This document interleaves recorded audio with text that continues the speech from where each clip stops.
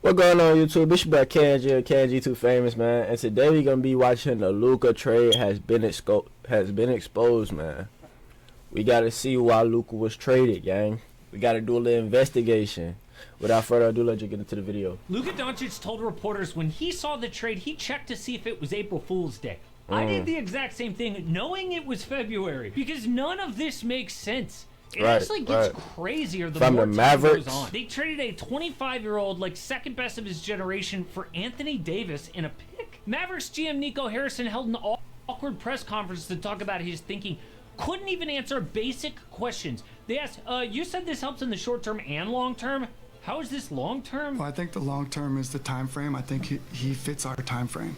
If you pair him with Kyrie and the rest of the guys, he fits right along with our time frame to win now. What? The long term is now? Also, Jason Kidd straight up looks miserable, just like Mavs fans. So why did they actually do this? Well, there's a crazy theory, and actually, it's the only thing that makes sense. It's like, oh, okay, now I get why. But we are learning like insane details about this. First off, the Mavs GM decided that the best way to do it was to pick the trade that he wanted and go to that team. Apparently it was AD. Wow. So to avoid the media circus or Luka manipulating where he wanted to go, he called Lakers GM Rob Pelinka 4 weeks ago, a full month, and nothing leaked. The trade was the Lakers getting Luka and role players. The Mavs get AD, Max Christie, and a pick. The Jazz facilitated getting Jalen Hood, Schifino, and 2 picks. But the Jazz didn't even know the details. They didn't know that Luka was involved until 30 minutes before the trade. And Nico apparently has hated aspects about Luka for years.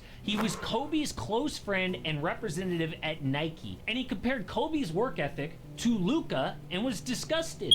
An anonymous Mavs source told ESPN, I mean, who gains weight during the season when you're playing 40 minutes a game? Wonder who said that. So they fired the performance staff. I mean, they canned a health and performance coach, a strength coach, a therapist. It didn't work. Luke even said, oh, they get rid of everybody I like. So he hired his own personal training staff, and that didn't work. Still out of shape with bad knee. And he is still dropping 34 points and 10 assists a game during this NBA Finals, but Nico didn't care. And by the way, he mentioned defense wins championships like 10 times during that press conference. Yeah, the Mavs were 22nd in D before the trade deadline last year, then jumped up to 7th after the trade with Daniel Gafford and PJ Washington. Them boys was working. In the finals, they held Boston to 101 points per game. How much more do you want? Facts. You can't beat the opponent when they're scoring 101 points in 2025? No, actually, because the Celtics were just them boys working. Team, okay? They ran into an elite Boston who's just much better. Nico also says that Luka may not have signed his Supermax here. Luka immediately came out and said, no, that is BS. So the number one reason... Hold up. Let's go back. Who's just much better. Nico also says that Luka may not have signed his Supermax here. Luka immediately... That's right. Was a business decision to new Mavericks Governor Patrick. I don't know his name. Dumont, who trusted Harrison's vision to win and create long-term flexibility for the franchise. When asked if he gave the Mavericks any indication that he wouldn't sign long-term, Doncic shook his head. Absolutely not. He told the media scrum that packed the Lakers practice facility. Immediately came out and said, no, that is BS. So the number one reason why this happened is because Mark Cuban sold the team. If Nico would have brought this to Cuban, he probably would have fired him for even suggesting it. Cuban once said, if I had to choose between my wife and keeping Luka on the Mavs, catch me at my lawyer's office prepping for a divorce. Nah, that's crazy. That's crazy. You could not question his love for basketball. Right. He sold the team to the Adelson family December 2023. At the time, he said, oh, he's still going to run basketball, but that ended quick. So when the call came through, the new owners said, no problem. But why? Why ruin a team that you just bought? Well, a Dallas lawyer posted a very interesting theory, immediately reposted by ex-Warriors owner and billionaire Chamath Palihapitiya saying, yeah, this actually makes sense to me. So the theory goes like this. There is one reason why the Adelson family bought the Mavs from Mark Cuban to begin with. Look, if y'all ain't watching this video like I'm watching this video, look. What I'm hearing is it's a lot of slimy stuff going on in the world, you know, behind the scenes. Hey, I ain't saying nothing, but if you know, you know. They own the Las Vegas Make sure to keep Sands our eyes Corporation, open. a huge gambling company headquartered in Las Vegas. But Vegas is about to get an NBA team, right? I mean, Adam Silver has pretty much guaranteed it. Why not own a team in your own backyard? Why Dallas? Because it is influence to expand your corporation by making gambling legal in Texas. California and Texas are the two I ain't gonna lie. gambling legal. I ain't gonna lie, man. I feel like he's stretching a little bit. I feel like he's stretching a little bit, man. He gotta be stretching. Major cash. So this family doesn't give two shits about basketball. They are all in this to make money. Cuban even said the goal for Adelson is that when we build this new arena, it'll be in the middle of a resort and casino. That's the mission. The last 10 months, Adelson donated $14 million to Texas politicians, but it didn't work. Texas said no to gambling recently, and now they have to wait 2 more full years for another chance to get it done. So they buy the team, they donate millions, they hire lobbyists, and it doesn't work. What next? Well, what if now they could hold the city of Dallas hostage by threatening to move the team to Vegas? And I know that sounds crazy, but think about it.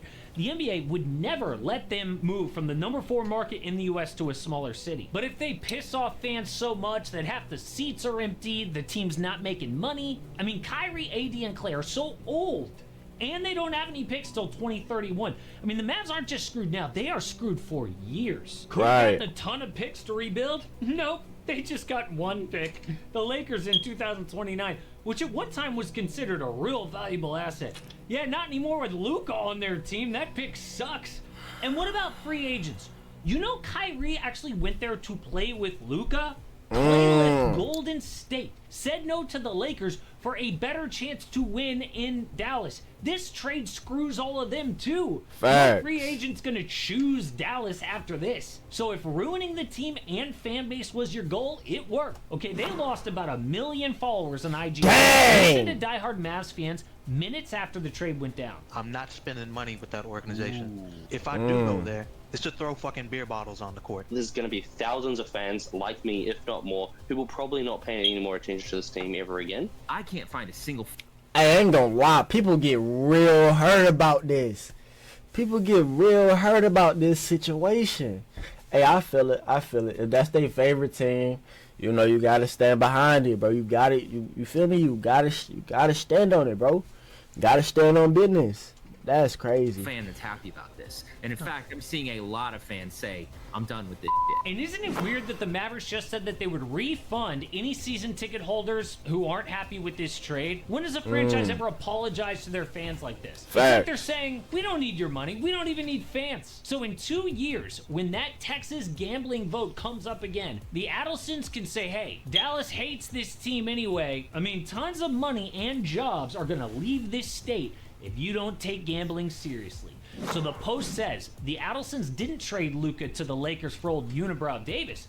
They traded Luka for a gun they could hold to the head of Texas legislators. Authorize our Mavs-centered casino or we're off to Vegas, baby, and the NBA won't say no. Which is a great theory, but my one problem with it is that Post makes it look like the new owners cooked this all up. I think clearly GM Nico Harrison actually came up with the idea, but when he came to them, maybe they did agree because this theory is true.